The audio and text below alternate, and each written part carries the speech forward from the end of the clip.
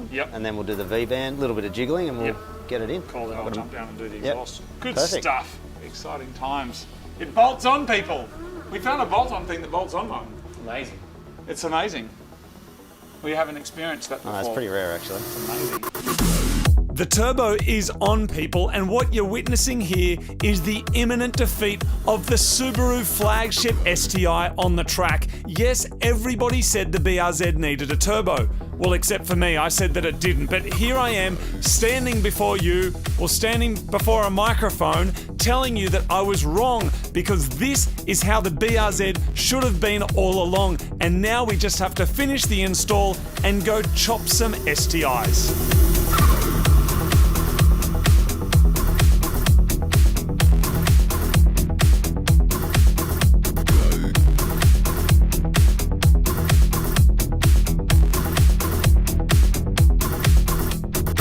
Next up, it's time to install the intercooler piping. Again, because these are silicone hoses, it means no cutting and a really quick and easy install.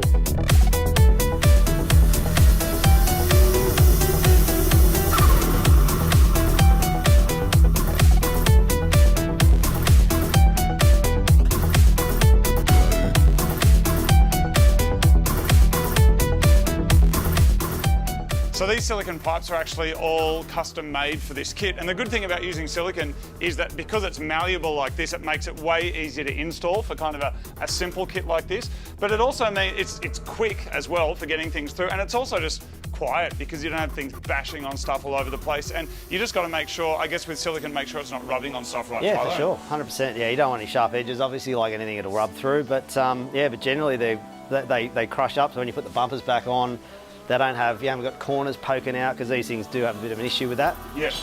With some of the other kits. Yeah, so it's so much easier, user friendly, less swearing. It's really good. Yeah. And obviously so much quicker than trying to make your own pipes, because we've here made our own kind of kits and we're cutting stuff and Marty's welding stuff, just throwing hose through there, and especially for the kind of power we're making, it's perfect.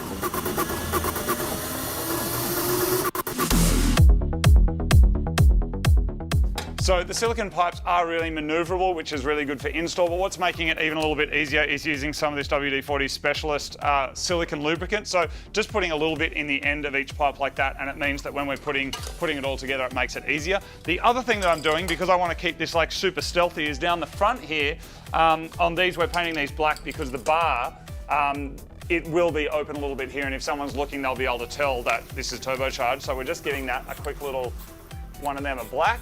And that means once the bar's on, you won't be able to see at all that there's any turbocharger there. I'm using the black side because I want it to look as stealthy as possible.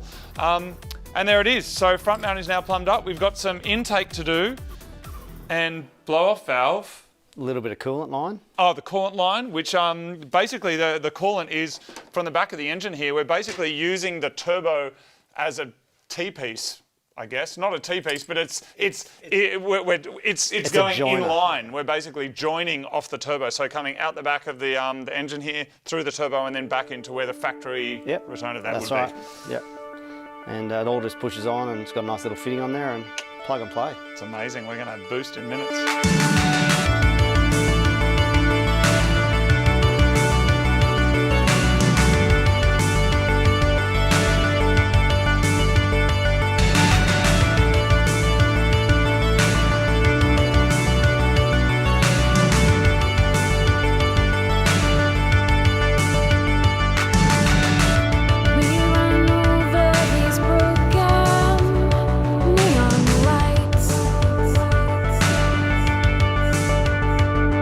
And with that, the actual turbo conversion component of this project is done.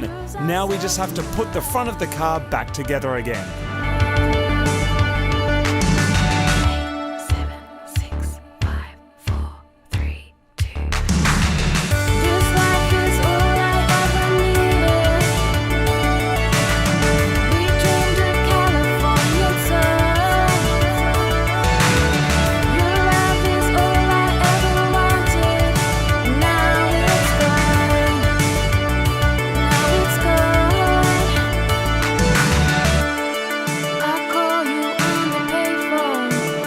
And that there is a beautiful thing.